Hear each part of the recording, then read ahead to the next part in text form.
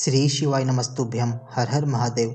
6 फरवरी 2023 को मध्य प्रदेश के बुरहानपुर में पंडित श्री प्रदीप मिश्रा जी द्वारा बांटी जा रही श्री अश्वत्थामा शिव महापुराण कथा का आज 5वां दिन समाप्त हुआ है और इस वीडियो के माध्यम से आज की कथा से जुड़ी हुई मुख्य बातें हम आपके साथ साझा कर रहे हैं। तो इस वीडियो के साथ बने रहिएगा ताकि इस छोटी सी वीडियो में आपको पूरी कथा का सार तत्व ग्रहण हो सके।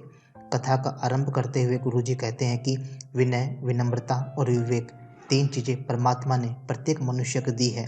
हम पर निर्भर है कि हम इसका उपयोग कैसे कर पाते हैं।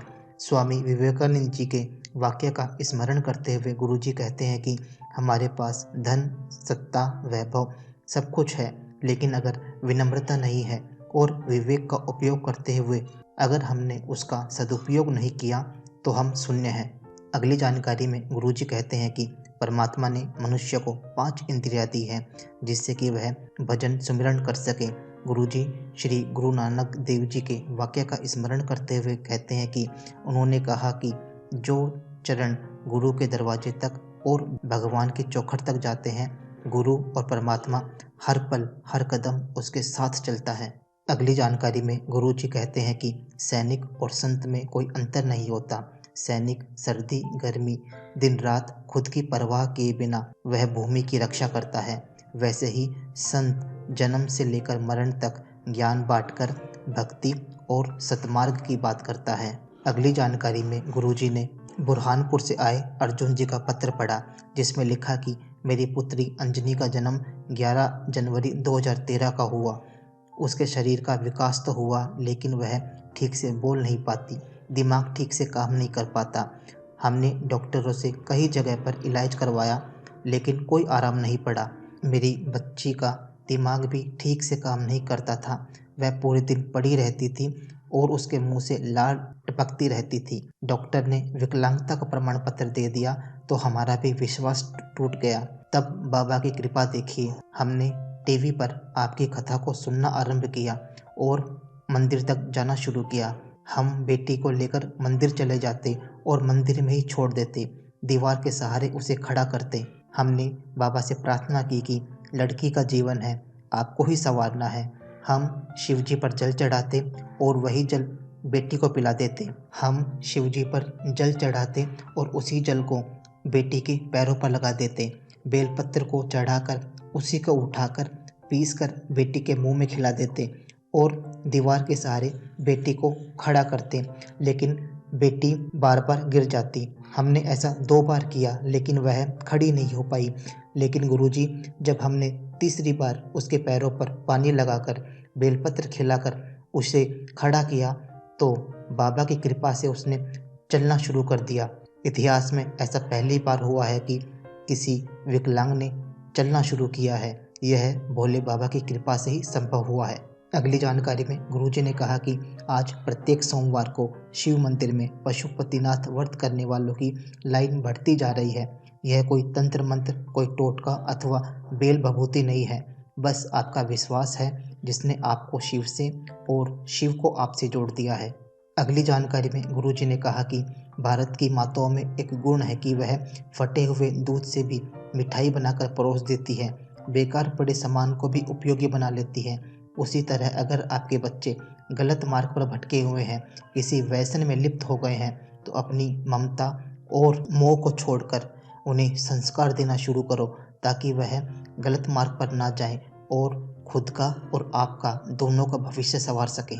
अगली जानकारी में गुरुजी ने नासिक से आई वंदना जी का पत्र पढ़ा जिसमें उन्होंने लिखा कि मेरे बेटे की शादी को 9 साल हो गए और बहू को कोई संतान नहीं हुई। डॉक्टर से हमने बहुत इलाज करवा लिया पर डॉक्टर ने कह दिया कि इसको संतान का सुख नहीं है।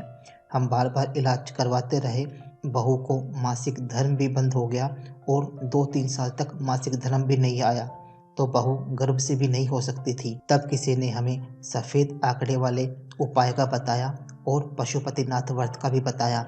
हमने सोचा कि रोज टीवी पर कितने महाराज आते हैं, यह भी ऐसा ही होगा, लेकिन हमने उनकी बात मानकर पशुपतिनाथ व्रत धारण कर लिया।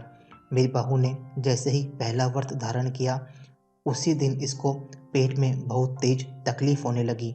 दर्द इतना तेज था कि हम इसे लेकर डॉक्टर के चले गए और जब डॉक्टर ने जांच की तो उसने कहा कि इसके पेट में एक बड़ी गठान हो गई है। हमने सोचा कि आज पहला ही पशुपतिनाथ का व्रत किया है और इसको अब ये बड़ी बीमारी भी हो गई है, लेकिन हमने व्रत चालू रखा और उसी दिन हम दूसरे डॉक्टर के पास वापस जांच करवाने के लिए चले गए। गुरुजी, बाबा की महिमा का क्या बखान करूं।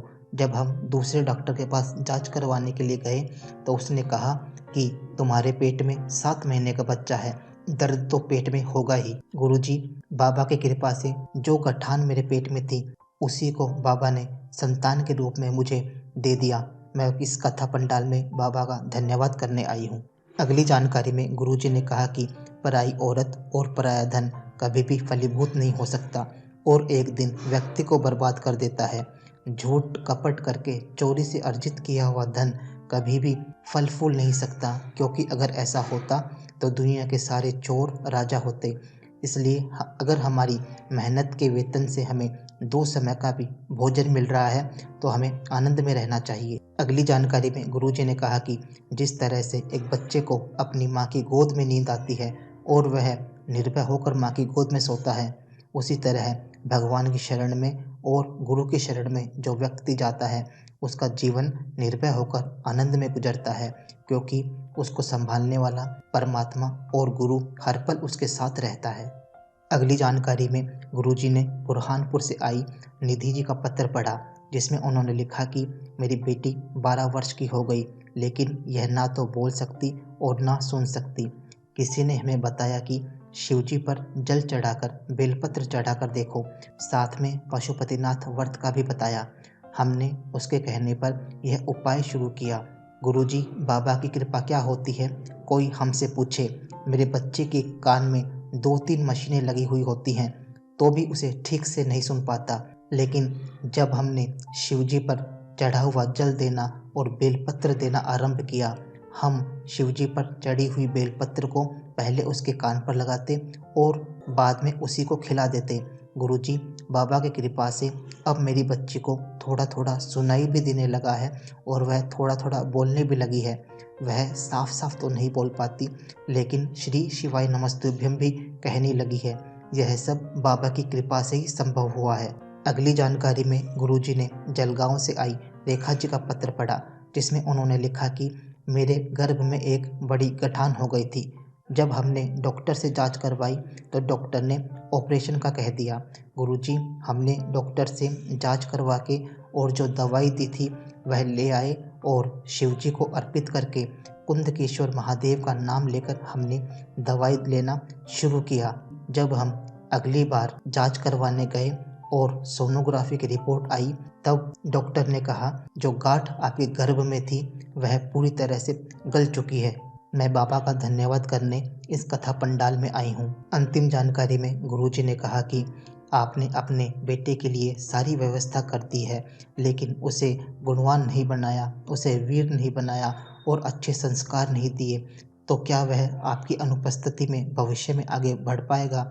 इसलिए अपने बच्चे के लिए केवल धन की व्यवस्था करना ही हमारा कर्तव्य नहीं है, साथ में उसके उचित शिक्षण, मार्गदर्शन और संस्कार की व्यवस्था हमें करनी है। तो दोस्तों, आज की कथा से जुड़ी हुई मुख्य जानकारियाँ अगर आपको उपयोगी लगी हो तो इस वीडियो को ज़रूर लाइक और शेयर करें। साथ ही आप इस चैनल को भी सब्सक्राइब कर सकते हैं। श्री शिवाय नमस्तुभ्यम।